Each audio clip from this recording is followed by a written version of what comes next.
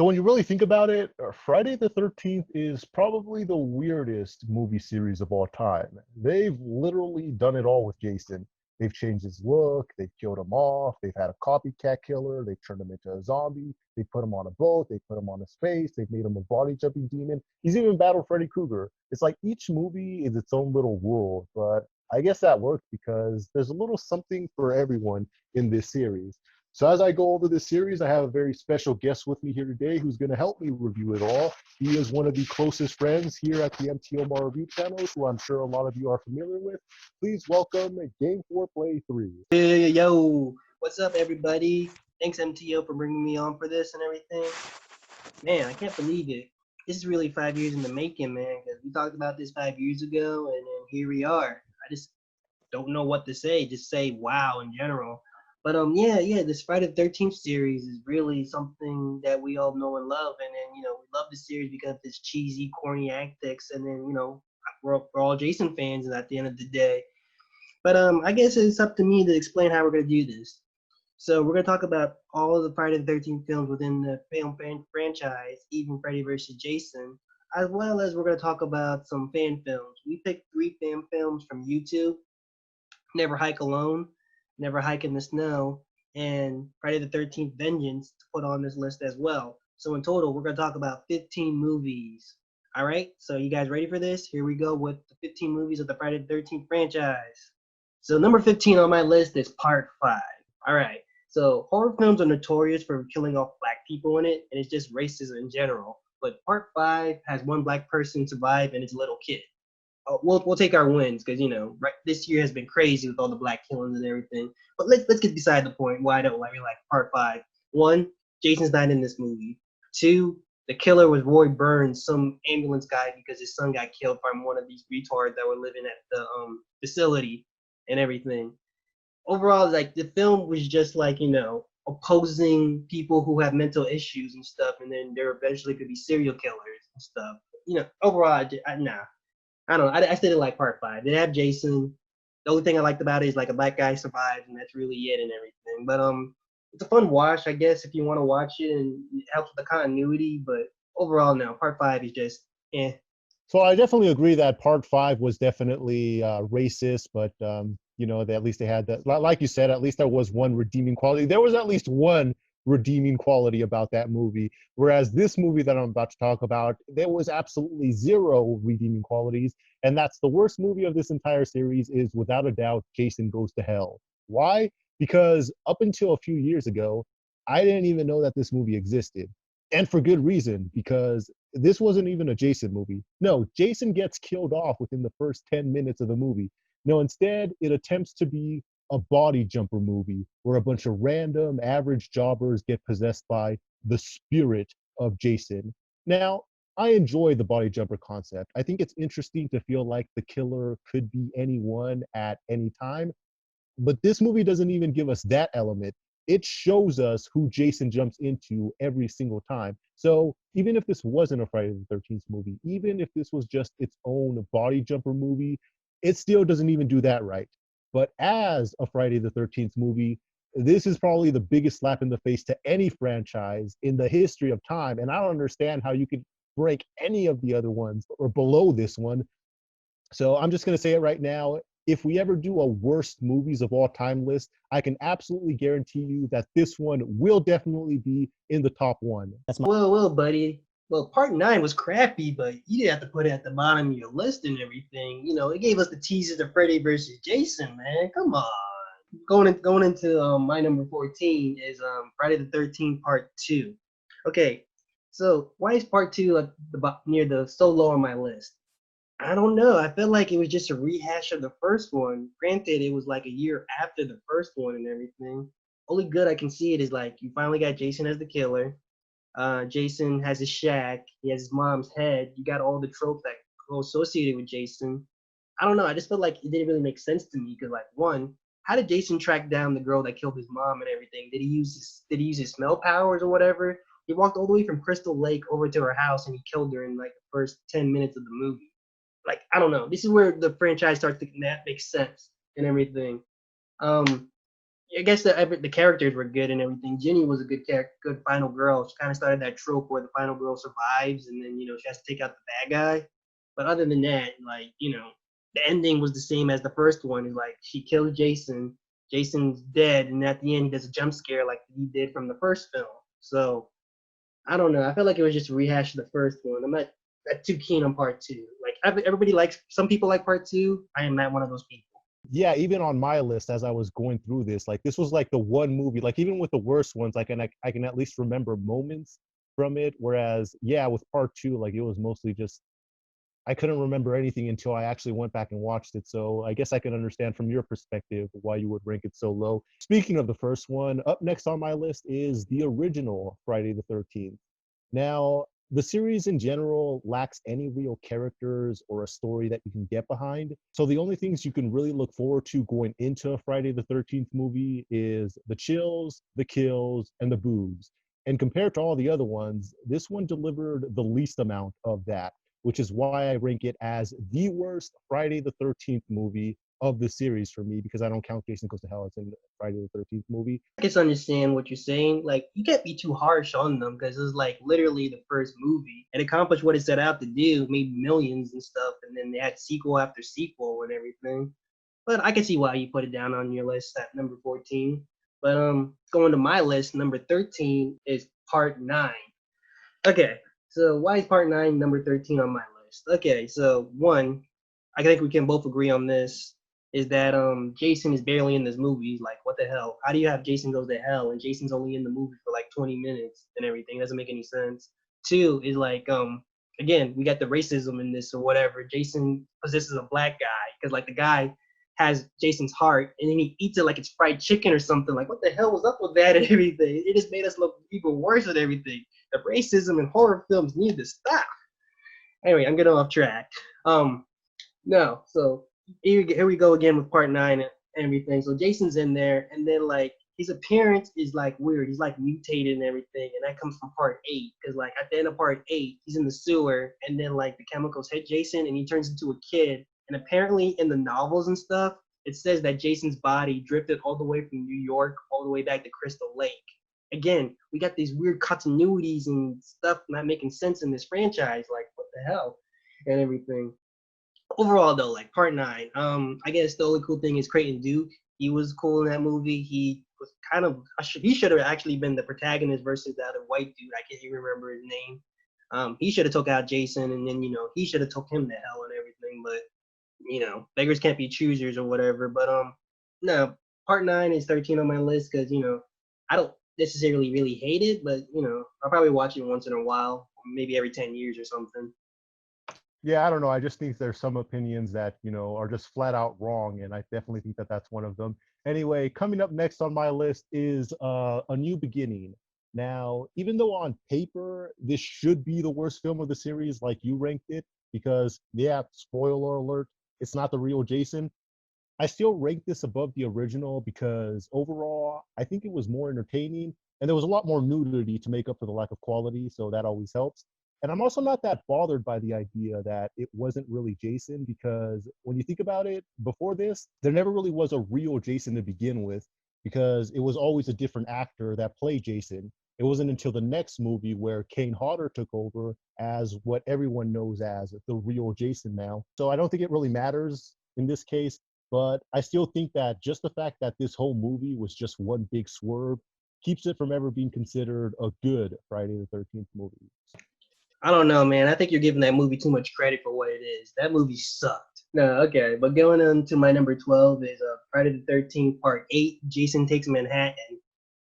I don't know. I feel like this is a lose-lose right here when you go from Jason Goes to Hell and then Jason Takes Manhattan. This movie sucked too and everything. Like, he was barely in Manhattan. He was only in there for like the last 20 minutes of the film. But I guess you got a cool looking Jason. You got Kane Hodder. And that's it. The characters were forgettable. I feel like I'm on this tyrant of the racism and everything. There's that one scene with the dude who was like the jock and everything, and then he was boxing Jason on top of the rooftops of New York. And then he was beating the crap out of him until his knuckles bleed, and then Jason just KOs him with one punch. I'm like, what the hell? Like, seriously, these racism things are happening in these films that I'm trying to like, but they keep happening to the black people. Jason Takes Manhattan. Again, not necessarily. I got it at number 12 because it sucked. Um, Jason's barely in Manhattan. The kills were okay, but again, the ending was what was weird. Jason's in the sewers, and then the chemicals hit him, and he turns back into a little kid. Like that doesn't make any sense. And then later, eventually, he's supposed to drift back to Crystal Lake, and then be mutated into an adult again. It does not make sense. Like these films from New Line do not make sense. Does not make sense. Up next on my list is going to be two of the three fan films. I'm just going to bunk them together, I guess. Two of the three fan films that we're going to be including in the rankings. It's the Never Hike Alone movies. I would rank the second one below the first one, but probably still above 5. The only thing that I didn't really like about that movie is it kind of felt like half a movie. Like it kind of felt like, they were setting things up, things were starting to happen, and then it just kind of ended out of nowhere. So that was kind of weird. But the thing I loved about the first one was just the atmosphere of the whole thing and the fact that they kind of set everything up to look almost just like the movies. In fact, I actually had to Google to make sure that it wasn't the same set because like you could look around and notice all sorts of small details that you never really thought about before, and you could just go, oh hey, that's that thing from when they did that thing. So that was a lot of fun. And even though it was different than what we're used to seeing in Friday the 13th, it was actually kind of interesting to see a lone hiker take Jason on one-on-one. It kind of makes it easy to put yourself in that situation and imagine like if you had what it took to survive Jason in a fair fight. Although I don't know if you can call that much of a fair fight, considering that poor Jason was obviously starving and even shrunk a few inches since we last saw him. Okay, yeah, like definitely. Those films was what we needed during these like times where there's no Friday the 13th film since 2009. Um, what is it? That Jason is actually dubbed Ghost Jason, and it's really a good design from the people who made those films and everything. But overall, yeah, I can see why you could put it at that ranking. All right, my number 11 is Friday the 13th Part 6. Okay, so Part 6 was actually a really good movie and everything. This is actually where Jason is officially a zombie, apparently. But yeah, Zombie Jason officially, I guess, comes in this movie and everything, and then he even has his tool belt and everything, and he goes Rambo on everybody. He's like killing people like their tissue and stuff. I think the only thing I don't really like about it was the cheesy James Bond sequence in the beginning where he he slices that eye or whatever, and then it's just like overall, it's just like Jason being OP'd in the movie and everything. But the one thing I really did not like about this film, and I think we all can agree on, is there's no real nudity in this movie. You can only see maybe one set of tatas, but that's it. Everything else is just straight action. So if you want to see horror and gore, this is the movie for you. If you're looking for something else, I don't think you're gonna find it in this film. Actually, now that you brought up that last point, I think, yeah, maybe I should think about rearranging my list. Now I'm not sure if I. Up next on my list is Jason Takes Manhattan. Now, this movie gets a lot of heat from fans, as you said, and for plenty of good reasons. But take away, the stupid aspects like the flashbacks and the teleporting Jason. I had fun with this movie.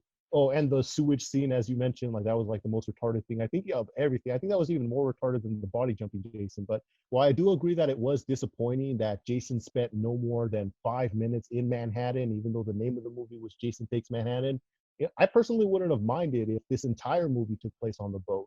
I kind of like these types of secluded settings where you can't really escape the killer. I think it makes it a lot more fun. And I think as far as slasher elements goes, this delivers pretty well in terms of kills and suspense. But again, it's also cluttered with a lot of really stupid concepts that make it nearly impossible to enjoy. I put this one in the same category of TNA wrestling, where as long as you turn your brain off, this makes for good mindless entertainment. I guess that movie was just, you know, really forgettable. Like it should have just not never made it to begin with. But hey, if you like it, hey, I can't stop you from liking what you like. All right, so number 10 on my list is the original Friday the 13th. Yeah, this is a really good film and everything, and it introduces all the tropes. Following off the coattails of the original Halloween by John Carpenter. Um, yeah, Friday the 13th, the original, introduced all the characters. You got slutty girls, and then you got your camp counselors and everything, and then they're going to the camp. And I really felt they did an efficient way of like not revealing the killer till the very end. that's really an element that a lot of horror films now don't really do. Is like they don't have the anticipation of who the killer is and everything. Because spoiler alert, it's not Jason, it's Mama Voorhees. Um, yeah, the original really kind of introduced a lot of the tropes that we all know and love. Jump scares. We got we got the settings of Camp Crystal Lake and everything. We got the nice kills and everything. But overall, this film was really good. And then it's number 10 on my list because I liked it, but it's not one of my really favorites. But overall, I feel like the original set the blueprint of what the franchise was going to be.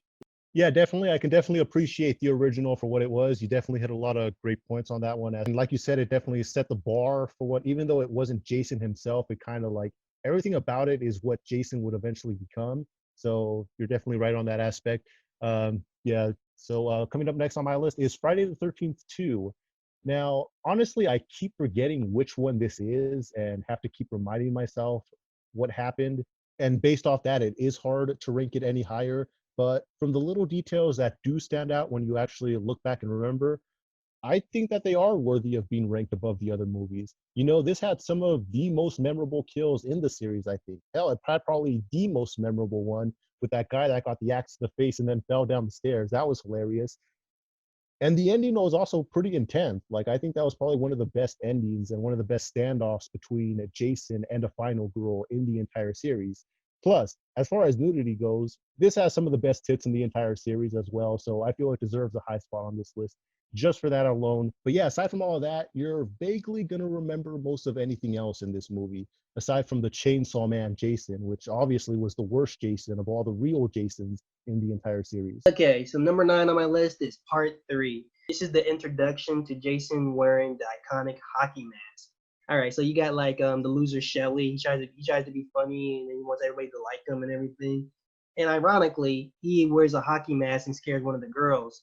But when he goes off screen, and everything, Jason comes back on screen and he has his mask and everything. So poor Shelly gets his throat split and he loses his mask and everything. So I guess comedy is not gold with Shelly.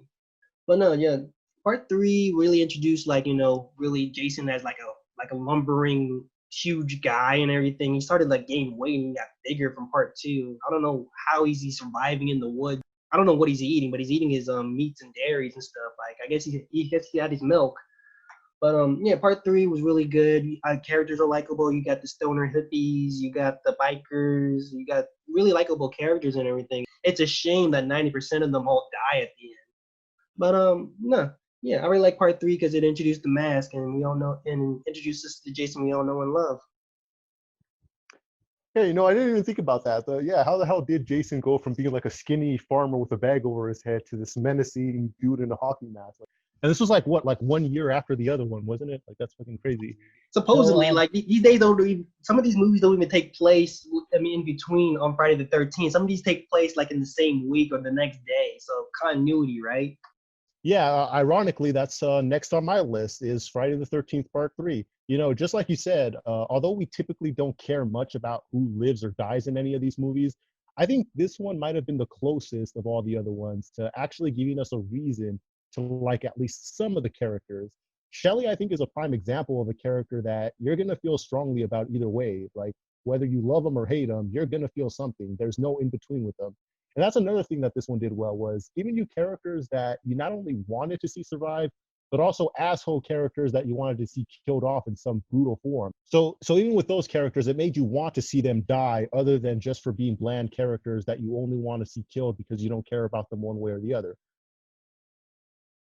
All right, man. We finally on an even level of how we like these films and everything.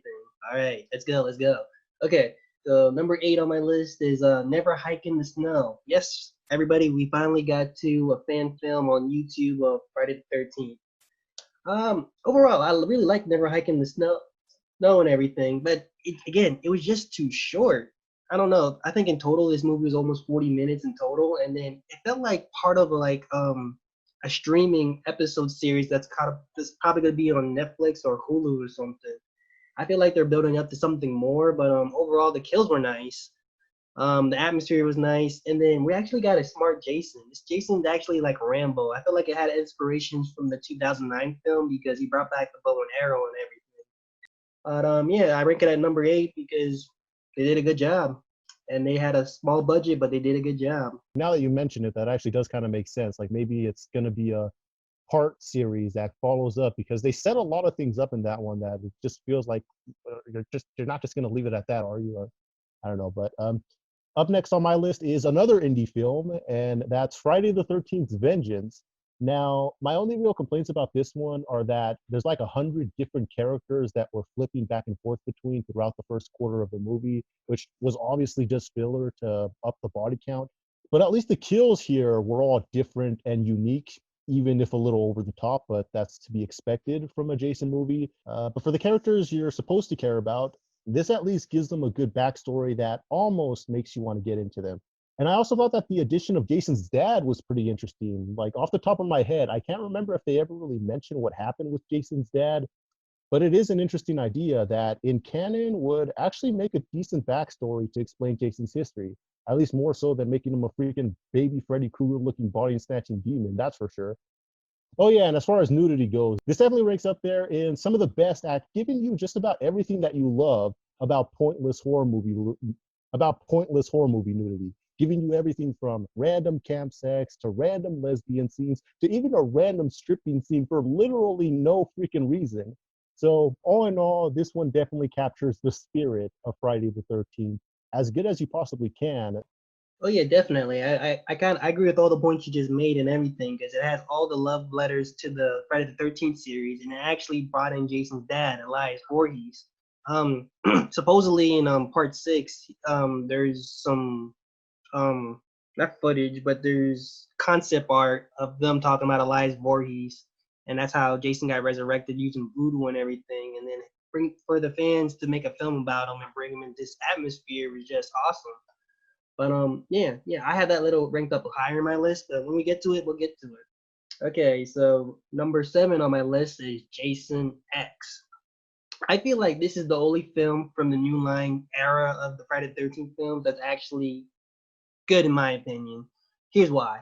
So I watched this film back in middle school, whatever, and then I remember staying up late past midnight watching it and everything. And then, I feel like it just the nostalgia is probably blocking me from nostalgia is clouding me in my judgment for this, but like I really like this film and everything just because I remember it from back in the day. But Jason X, Jason in Space. It sounds dumb on paper, but they did it and everything. So Jason's in space, he's killing like horny teenagers who are in college and everything. But no, I feel like this is one of King Hodder's best performances as Jason, and one of, has a lot of good kills in it, and it also brought us Uber Jason and everything. So Jason half mech, half whatever else he is and everything, and then he's still killing teenagers and stuff.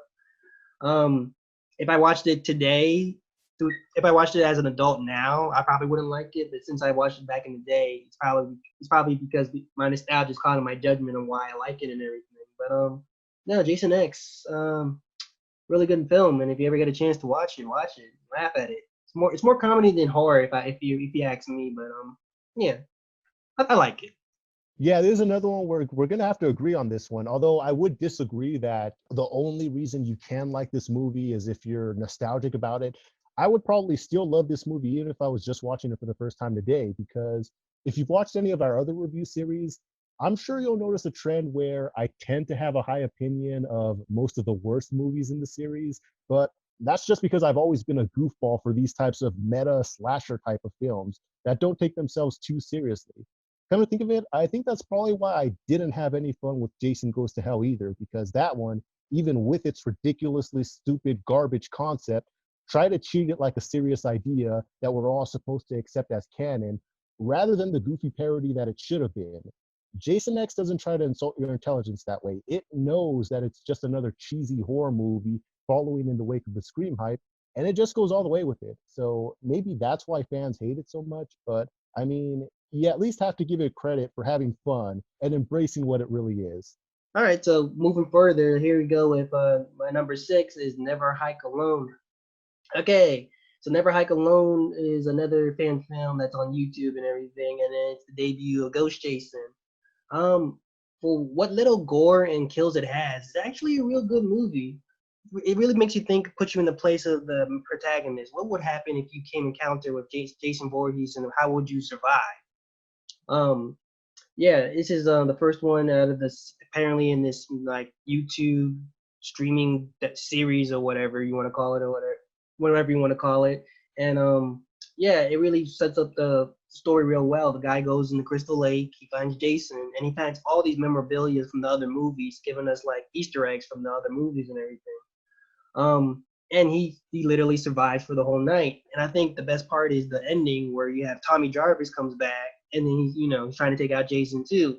But yeah, Never Hike Alone was really good, and I feel like it deserved its spot at number six because it actually had a good cohesive story that some of the films in the actual franchise never did. Next on my list is Jason Lives. Now, this is pretty much one of the only ones in the series that actually has a backstory. This one actually follows up with the previous movie and finally gives us a hero that we can actually root for with Tommy going back to Crystal Lake to kill Jason after being responsible for bringing him back in the first place. But regardless, this is one of the most coherent plots for a Friday the 13th film that you could probably have. And I thought the ending probably would have been the best ending of the entire series as a whole in that it was the most appropriate way to kill Jason off. But considering they turned Jason into a zombie, it basically gave them the perfect excuse to never officially kill him off. No, I totally agree with what you're saying and everything because originally the Friday the 13th series was supposed to end at part four, but part six, yeah, it definitely has its charm to it and everything. And then Jason back after he was in part five made everybody all happy that he was back in the franchise and everything. We are MTO. We're at the top five. My number five is Friday the 13th Part Four.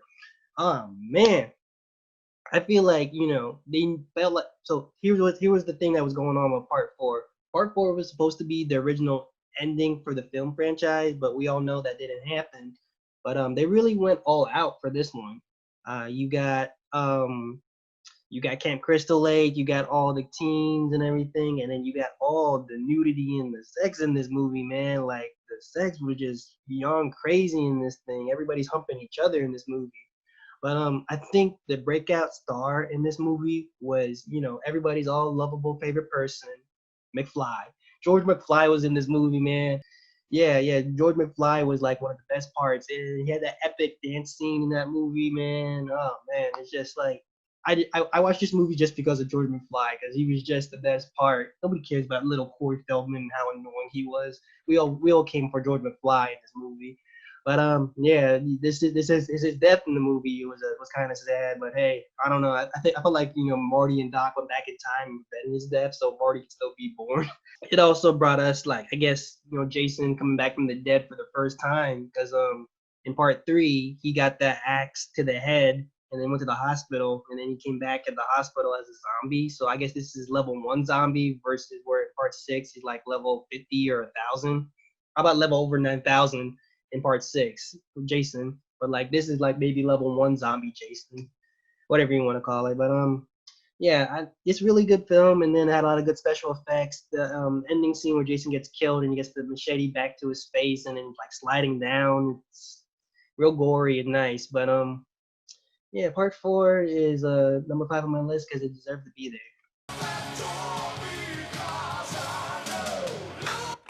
Hey, how come you turned that off? Definitely looks like this is like I think the third or fourth time that we're gonna have to agree on that. Up next on my list is also the final chapter. Now, honestly, part of me only ranks this so high just for the same reason you made in your first point. Those twins were definitely something else. But even outside of that, this had some of the best stories in the series as well. Like you actually had a likable female lead who had a real motivation to fight for. And overall, I think this is probably the most Friday the 13th movie ever created. It hit all the tropes and everything that you go into a Jason movie to see. Actually, I think this and three are probably the only real true Jason movies that, when you really think about it, as in these are the ones that pretty much crafted the image and the formula of Jason that everyone thinks about today. Number four on my list is Vengeance, another fan film, and the last one in the list. Um, I just feel like this is a movie that hits all the beats that Friday the 13th is supposed to hit. As you mentioned earlier, it had the it had the teens hooking up, it has the lesbians hooking up, it has all these nice gores and kills, and Jason's dad's in it. An Easter egg that many of the fans wanted to see, and we all got that. We all got that in this fan film.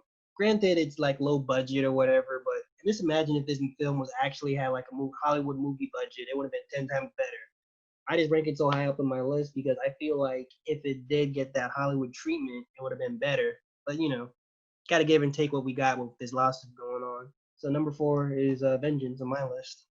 Up next on my list is the remake in 2009. I mean, they had plenty of throwbacks and nods to the original movies. And just like the final chapter, this hit all the right tropes and threw everything in it that you went into the movie to see. I think that they pretty much included just about everything from the series that they possibly could have, or at least all the relevant details of the series without really excluding anything, at least nothing that you would notice off the bat. So I think that's a pretty good sign of a good reboot. So it was both true to the original and original in its own way. That is really interesting because number 3 on my list is also the remake and all its entirety. Yeah, what can you say about the remake that hasn't been done before? Like, I like the remake so high up on my list because it tried to do something new with an original story. No, the remake was really a good take of a modern way of how to tell the Friday the 13th story. They had like maybe I want to say it was like a 30-minute cold opening where they had Pamela dying. They had these new set of teens that nobody liked. These characters were all like assholes and then they're all like jerks and everything. And I didn't care that they all died except for that one girl, Whitney, who looked like Jason's mom. She survived or whatever, but that was a good cold opening for that film and everything. And then from there on, the film never really slows down. It actually had a good pacing. We're introduced to a new group of people. They're chilling out at this rich guy's house, and he's a jerk and everything. But the one thing that I can't get over, and I haven't talked about it in a while, but like it's the racism. They brought in like they try to make these guys all ethnic groups and everything, and try to make it diverse, but they still add the racism into it. And the black guy actually states that they're being racist, but like again, he dies in the film and stuff. He tried to be all cool and everything, and then Jason throws an axe. And then that's the weird thing about this Jason in this movie. This Jason in this movie is way too smart. I don't know why, but I feel like Jason should be dumbed down to at least to a degree. But just Jason was way too smart. He was like Rambo smart. This is the beginning of Rambo Jason because this is before he died and this is before he had all the supernatural powers. But like he knew how to do archery. He knew how to like throw like axes with perfect aim and everything. He just was like freaking smart and everything. And it's really like scary Jason right here. But yeah, it's the remake was really good, and then it also had some of the same tropes. You have that nice scene with the jerk and the girl hooking up in the room and everything, and then Whitney trying to like stop them, but because of lust that she got captured by Jason again. But yeah, I just want to say like the remake was really high on my list, and then you got a really smart Jason, a really scary smart Jason. But yeah, it's number 3 on my list. Next on my list is Friday the 13th New Blood. And this was the very first Friday the 13th movie that I ever watched. And to this day, it remains my favorite of the original series. Now, although the plot of this movie sounds kind of stupid on paper, this was actually one of the best put together movies of the entire series. I mean, you would think they'd have to go over the top and campy with an idea like Carrie versus Jason, but they actually managed to make it somewhat believable and strangely relatable to where you could almost feel for the main character having a struggle with trying to deal with powers that she doesn't want to have. And with that, they're able to create a cast of supporting characters that aren't just throwaway stereotypes either. And I can actually remember most of their names actually, now that I think about it, including probably the most hateable antagonist in the entire series. Now that I think about it, I think the battle between Tina and Jason may have been even better than the one between Jason and Freddy, at least as far as the real world fight between them goes. And just the idea that Jason actually has an opponent that could stand toe to toe against them in an epic battle was really fun and refreshing to see. No other big horror movies have really done something like this, so this kind of makes this a little special in a way. And that ties back to the original point that I made about how Friday the 13th has always been fun for the fact that it can afford to do almost anything that they want to do in their movies. Now, although there is a lot of rehashing of the same basic tropes, the series has managed to add the series has always managed to add something interesting and out of the box twist to just about every movie that they've done, and it takes risks that no other series is willing to do. So that alone that deserves a lot of appreciation. Oh, and this was also the first movie where I saw my first full-on naked female, so that's why I rank this one above the reboot. Here's a fun fact about Part 7. Did you know they had to film this during winter and everything? And they didn't have time to do it during the summer. And then a lot of the scenes where they're like sunbathing or out in the outside when they're bikinis and bathing suits, it's like freezing outside. And this is one of the films that actually had a lot of nice gores and kills, but the NPAA or whatever just kept cutting down and telling them to cut this or that and like toning down the violence for that film. Number 2 on my list is Freddy versus Jason. Now, Freddy vs. Jason is a film I think everybody remembers vividly from back from 2003. It has all the 2000 tropes and everything. You got the rock bands, you got like teens trying to be cool. Well, you got the adults acting like teens trying to be cool and everything and trying to be like, in high school and stuff. And you clearly see they're adults and whatnot. But yeah, we finally got the face-off that everybody wanted to see. We got Freddy Krueger versus Jason Voorhees. Another fun fact about Part 7. Part 7 was actually supposed to be Freddy versus Jason, but like when Jason, the Friday the 13th series was still at Paramount, they couldn't agree with New Line, which was part of Warner Brothers. They couldn't agree to a script of where they can actually face off for the film and everything, so they just kept pushing it back and back until 2003. And 2000, and here we are with Freddy vs. Jason, the 2003 film, where they both finally face off and everything. And I think it actually accomplished what it set out to do. People of Elm Street forget Freddy, and then he's become weak and everything. So he needs Jason Voorhees to like get that fear reignited and stuff. But Jason gets carried away, and then he gets carried away, and then he becomes the new boogeyman and whatever. And Jason wants to take back his kids. So they finally duke it out near the end. And I don't know why people think this, but I feel like Jason actually won this fight because he's the last one standing and he's the last one walking on Freddy's head. Like they said it was a tie, but where is that tie? But no. This is a horror film crossover. I think it's like the beginning of like the crossovers in like a shared universe before Marvel did it and everything. But yeah, this is really a good crossover that I think everybody can enjoy. And if you're a horror fan, it has everything that you can like about it. But yeah, Freddy vs. Jason, good film overall, good story, good nudity scenes and everything. And overall, I think it's a really good film. It's a shame that they never had a rematch, but again, beggars can't be choosers. But yeah, this is another one where we're going to have to agree. Well, not really, because I'm kind of one step behind you on this list since I combined two of them together. But number one, my favorite of the entire everything is Freddy versus Jason. But it's one of those movies that even though I haven't watched it in forever, I can still remember almost everything from that entire movie just based off my memory. And actually, now that I think about it, I think pretty much there was no filler in any of it either. Like just about everything made sense and everything built up to something. And the characters were all memorable, although the main character was kind of annoying, but they all had their own personalities and weren't just stereotypes. And they developed pretty much all of them to where you actually kind of cared about them when they actually did die.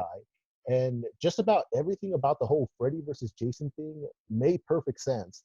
A lot of people say that this was more of a Freddy movie featuring Jason rather than a movie combining the two franchise, which I'd say is kind of true, but that probably should have been expected considering that as we look through the series, that there's not really much that you can add from Friday the 13th about Jason besides his backstory and his usual tropes, which this movie did perfectly. And plus, Freddy's just that much of a great villain that he actually manages to make you almost sympathetic to Jason. Even I, as more of a Freddy fan than a Jason fan, found myself actually rooting for Jason partially throughout this whole movie. So from top to bottom, this movie was a masterpiece. And I think that if we ever do a top 10 best movies of all time, I can't say off the top of my head if it would be number one or not, but it'd definitely be in the top three. Oh yeah, definitely. I agree with all the points you made and everything. Again, this is really a good film, and it did not drag whatsoever. I think there were some dumb parts, like near the beginning, where all the girls are like gathered together and they're playing F Mary Kill, and they're talking about Shaggy from Scooby Doo, or the part where they're all at that person's basement and stuff, and then the cop comes out of nowhere and everything, and he's like, "Oh, the Scooby Doo band didn't help at all." It just I felt like it was a little self-aware, but not to the point where it's like, oh, it's like a parody of itself. But no, yeah, Freddy vs. Jason is another gem in this franchise, and I count it part of the Friday the 13th franchise because I'm a Jason fan. Like Freddy Krueger will screw himself, but yeah. That's how I feel about it.